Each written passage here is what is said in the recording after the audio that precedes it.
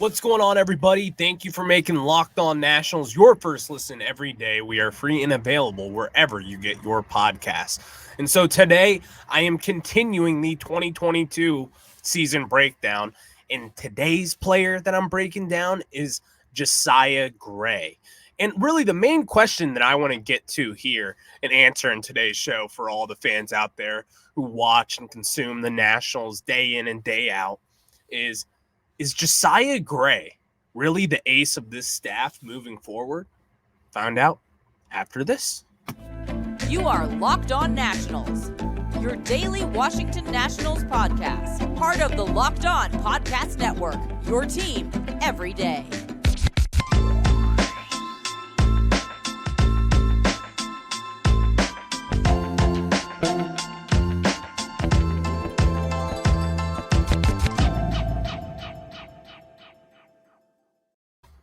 Again, thank you guys for making Locked On Nationals your first listen. We are free and available wherever you get your podcasts.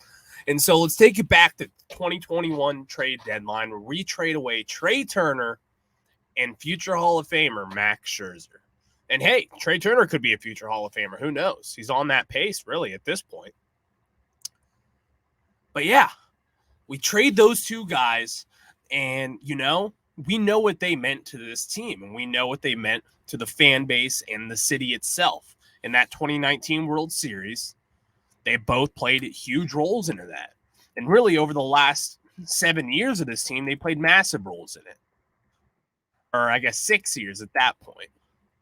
But regardless, Trey Turner and Max Scherzer are cornerstones for Nationals memories that we think of. Those are some of the top two guys that you think of. Max Scherzer and Trey Turner, they're up there. When you say Nationals, those are the two guys you think of. A couple others as well. And so that was a tough trade to kind of swallow. That was really the sign of, we're tearing this thing down. That was our first, wow, because people forget we were only 2.5 games back in June of the NL East. In 2021, I believe, which was the Mets at that point in the season. If not the Mets, and it was the Braves.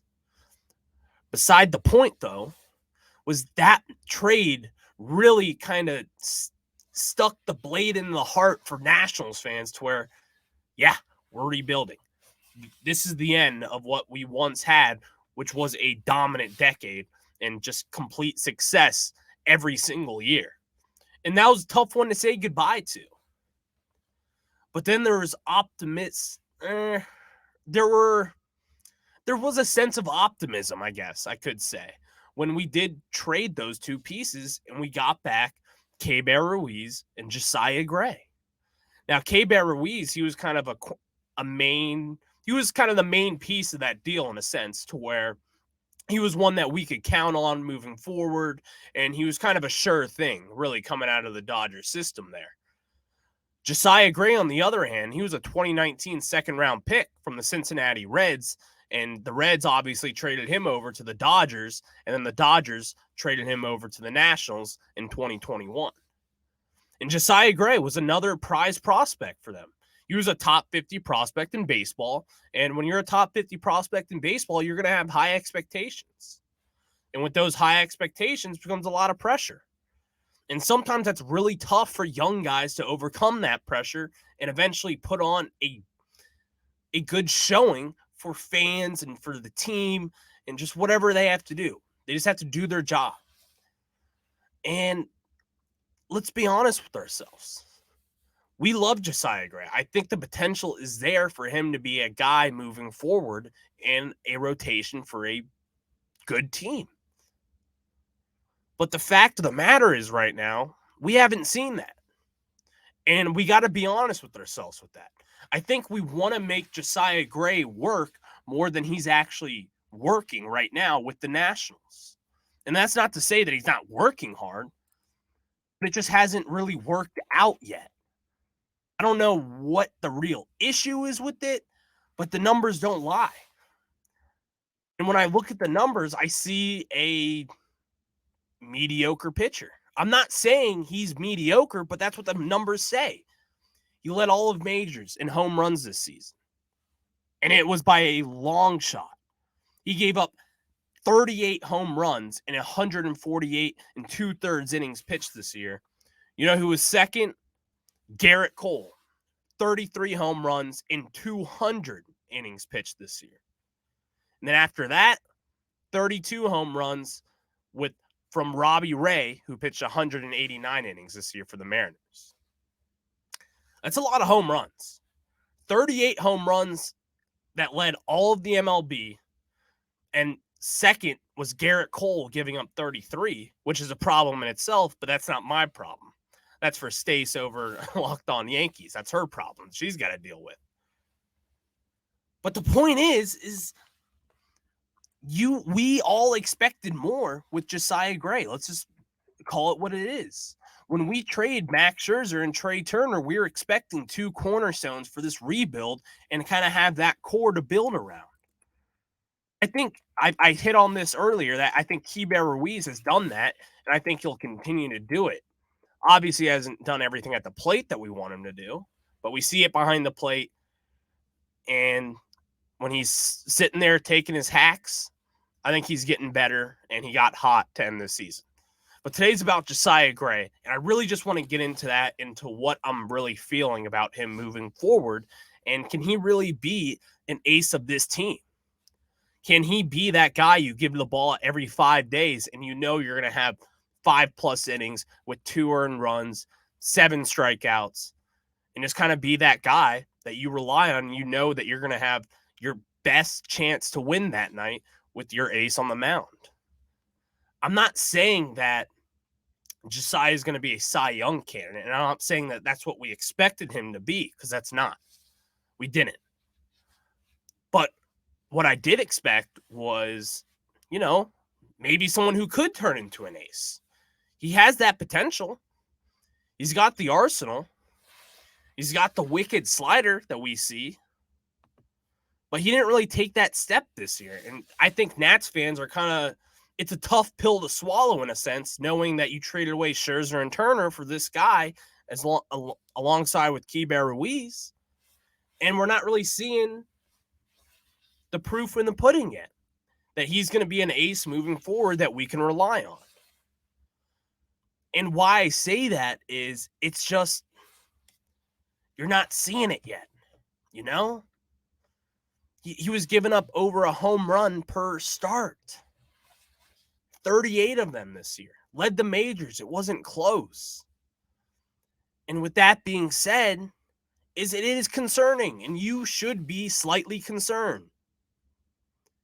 Now, I'm not ringing the alarm bells just quite yet and calling him a bust, because it's way too early in a rebuilding team. And I touched on this 2 weeks ago. Jim Hickey's a pitching coach. He's a dinosaur, and he shouldn't be being a pitching coach in 2022. Sorry, it is what it is. It is. But I look at it, and he's got the stuff for it. And it's so tough when you see the things that you want to see, but it's not happening all the time. Christmas is only once a year. I want it to be 365 days a year.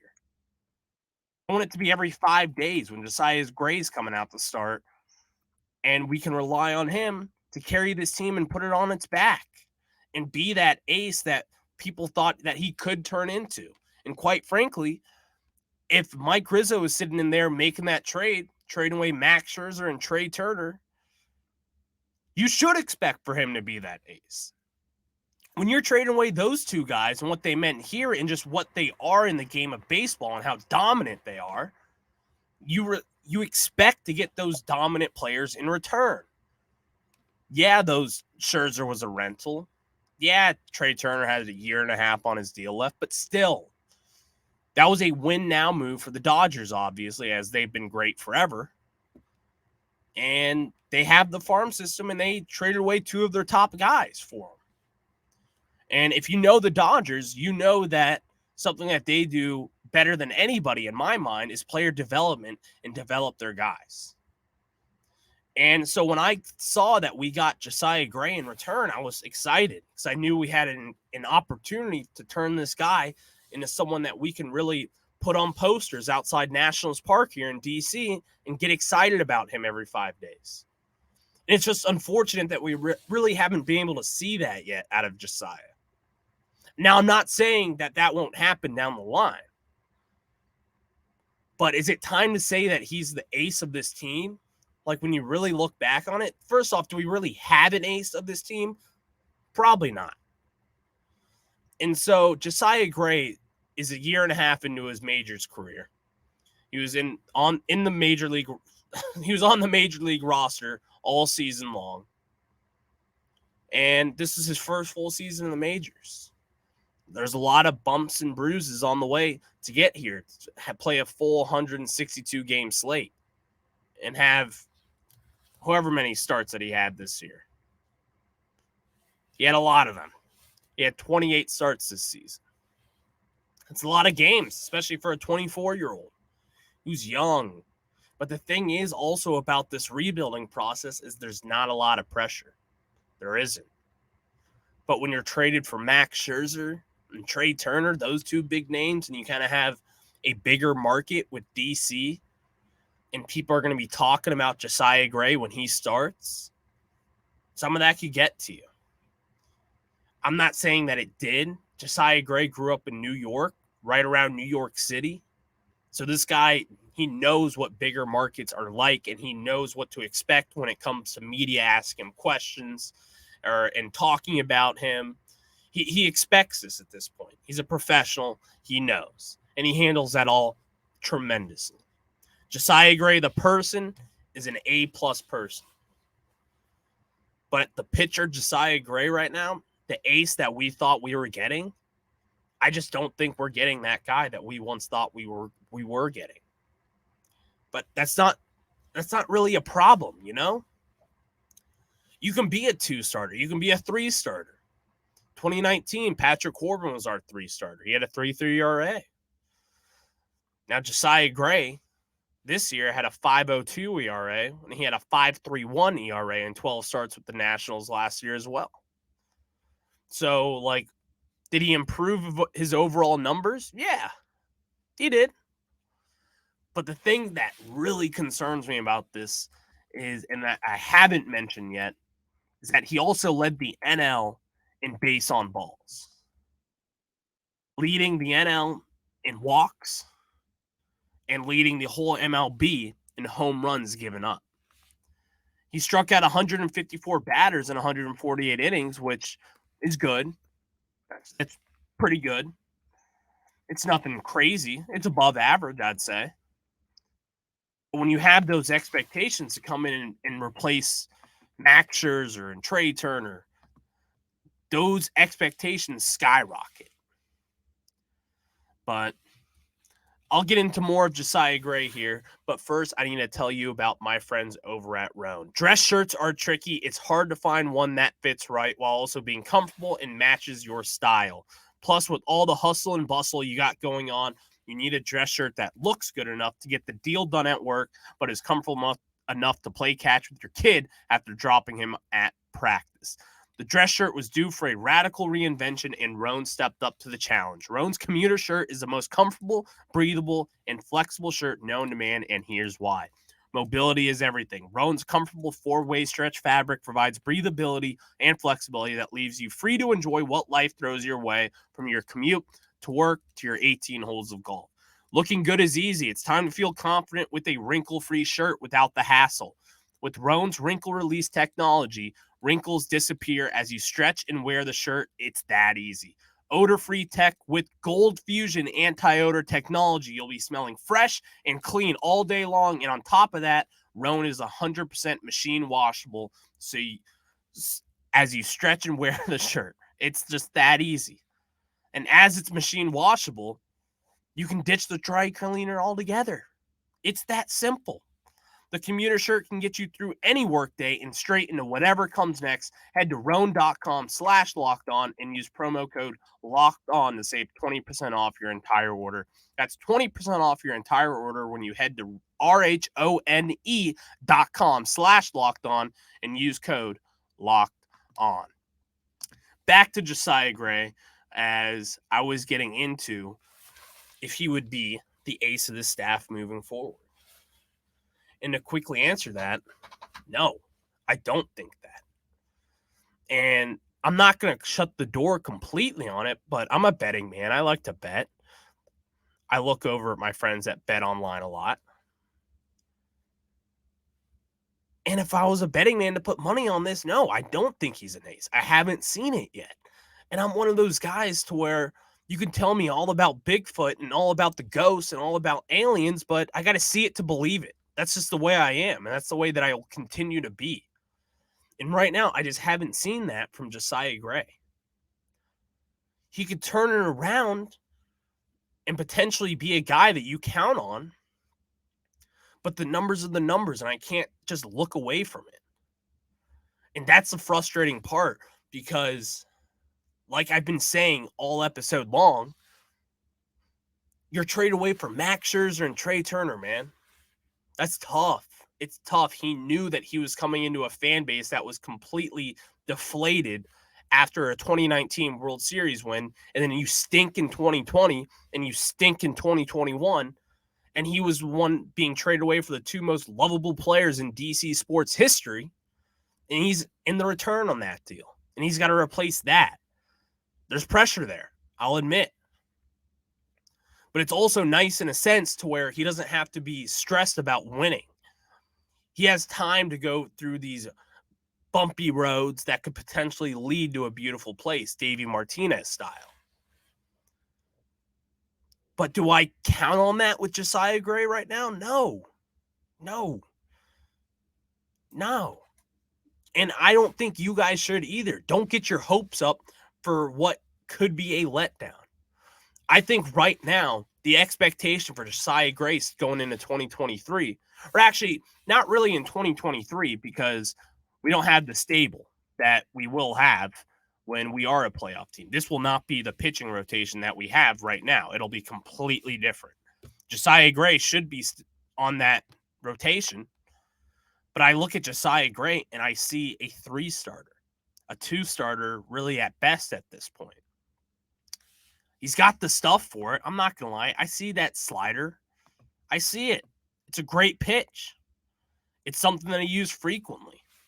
He uses four-seam fastball in 39% of at-bats this year. He uses slider in 29%, a curveball in 24%, and he even had a sinker at 3.7%, and he threw a changeup at 3% as well this year in at-bats. It's a lot of pitches. He's using his four-seam fastball at 40% of at-bats seamlessly. His slider in 30%. And then he even mixed in his curveball as well. And I see this drop-off right now, which is the graph I have from baseballsavant.mlb.com. In 2021, he threw his fastball a whopping 51.6% of the time. And that dropped off to this year being 39% of the time. What's the thinking behind that as to why he did that? Truthfully, I don't really know.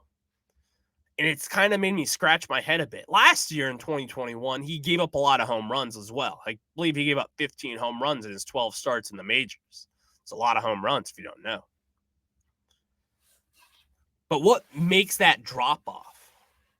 What makes you, is it a lack of confidence in it to where guys where you're missing your spot, and when you miss your spot, they're going to put the ball over the fence? It's a different animal in the pros, especially in the NL East. The NL East is loaded with talent right now. Loaded. And then I look at his slider. He was using his slider around 20% of the time last year in 2021. This year in 2022, he used it at a much more frequent rate of around 30% of his total pitches. His curveball, he used this year 25% of the time, and last year is about 25% as well. And his changeup didn't really change. He used it about 3% of the time, just like in 2021 as well. And so what does all this mean? What does this mean for Josiah Gray? Because he's got the stuff. You see it. You see the spin. His spin rates are wicked. He's got the junk. He's got the stuff. He's kind of got that ace mentality in a sense to where he kind of dominates the mound and doesn't really allow hitters to dominate the time at the plate. He rushes people's at-bats, which is a good thing. He has tempo. He knows what he wants. And I see that, and that's awesome. But I also need to see results. And it's a result-based business, which is sports. Same with podcasting. I'm not saying that I get it for Josiah, because I don't. I'm not going out there and having 20,000 fans watch me every single day. That's not what I do. Hopefully I get 20,000 people listen sometime. That'd be cool. But that's down the road. And with Josiah Gray, it's tough. It's tough to follow the act of Max Scherzer and alongside with Trey Turner in that deal. And so does that, and I think that kind of plays with my whole expectations in a Josiah Gray, to where you can't ignore the fact that we traded away Max Scherzer, the best pitcher that ever wore a Washington Nationals uniform, and probably the best pitcher to ever wear a Nationals uniform, and could be one of the greatest pitchers of all time when it's all said and done. It's a tough act to follow. No denying that. But I need to see some improvement. I need to. Like, the beginning of the year, I think his best month this season was in April, when he had a finish with a 4.05 ERA after having 4 starts. He had 2 really good starts when he only gave up in 5 innings in his second start of the season against Atlanta. He had 5 strikeouts in 5 innings pitched and only gave up 1 hit, had 1 hit batter. And then to follow that up, he played against Arizona and pitched 5 1/3 innings, gave up 3 hits and 1 earned run, 2 walks, 8 strikeouts, and gave up a home run that game. And then in that last start of April was not great. He hit 5 2/3 innings, 4 earned runs, 3 walks, 10 strikeouts with a home run given up. Gave up 3 home runs in that April out of his 4 starts. Nothing crazy, but then again, you look at it here to end the season from really the summer on, July through September, it was not good. And that was his worst stretch of the season to really finish off, which was deflating, to say the least. The numbers here, Josiah Gray was getting whacked around by not just power hitters, not just Pete Alonso, not just Matt Olson, everyone. Batters from July 1st all the way through his last start, September 28th. Hitters were batting a whopping .266 against him with a .343 on base percentage. That was good for a .903 OPS. Guys, that's 14 starts. If you were to just put that stat line and put it on whatever player, that's an all-star right there. That's an all-star. 903 OPS with a .560 slugging percentage, that's crazy. And that's alarming. And I said this a couple weeks ago, to where I blame Jim Hickey a lot for what this has become and kind of the lack of development. And not just Jim Hickey, Davey Martinez gets it as well. And Mike Rizzo gets some of it also. And that's the part to where we need these young guys to develop, and we need them to be glues for the foundation moving forward into our next postseason team. And I didn't see that this year from Josiah. And that's just concerning. Now, I will say I'm going to give him his flowers for his last start of the year, which was probably one of his best starts all season, to be honest with you. He went 6 innings pitched against the Atlanta Braves at home. 6 innings, 2 hits, 1 earned run, 2 walks, and 2 strikeouts with 1 home run given up. That's not bad. Only 2 hits. One of them was a home run. 1 earned run. That's one of his better starts all year. 6 innings pitched. That's impressive. He only really went over 6 innings pitched like 1-2 times this year, I believe. And one of those times being in Texas, if I remember correctly. So this is someone who didn't really have much leash, as to say, when he was out there on the mound. If he was getting in trouble, they were going to pull him. And maybe that's part of it too, to where they were kind of playing it too conservative and not allowing him to work through his struggles, and they were just kind of pulling him out in the middle of it. And I think that's something to where when you're on a rebuilding team, that is necessary. You have to work through your struggles and you have to get rid of the slump and find ways to get out of the problems that you may have created. And Davey Martinez and the staff did a poor job with that this year, in my opinion, for a lost season entirely. That's what it was. It was a lost season. Call it as it is. A spade's a spade. It's just who I am. But to answer my whole question with this, to where is Josiah Gray the ace of the staff moving forward? To shorten up this whole episode, no, he's not. And I'm not counting on him to be that. That's just where we are with this team moving forward. I do not expect Josiah Gray to be the ace of the staff. I expect him to be a 2-starter or a 3-starter, and he's going to complement the ace of the staff very well for whenever that ace comes. Maybe it's Yarlin Susana, the 18-year-old who throws 102 miles per hour that we got back in the Padres trade. Maybe Jackson Rutledge shocks the world and turns into the ace that we once thought he could be when we drafted him in 2019. Maybe. But he was down in low A all year, so I'm not really counting on that. We got guys coming. We do. But I'm not relying on Josiah Gray to be the ace. And I don't think you should either. So thank you guys for making Locked On Nationals your first listen today. Now make your second listen the Locked On MLB podcast. MLB expert Paul Francis Sullivan brings humor, passion, and unique perspective on every team and the biggest stories around the league. Follow the #1 league-wide podcast, Locked On MLB, on the Odyssey app, YouTube, and wherever you get your podcasts. All right, everybody, I will talk to you tomorrow, and we will continue the season breakdown and we'll get into some 2022 Nationals. Stay tuned. You'll figure that one out tomorrow. Have a good one.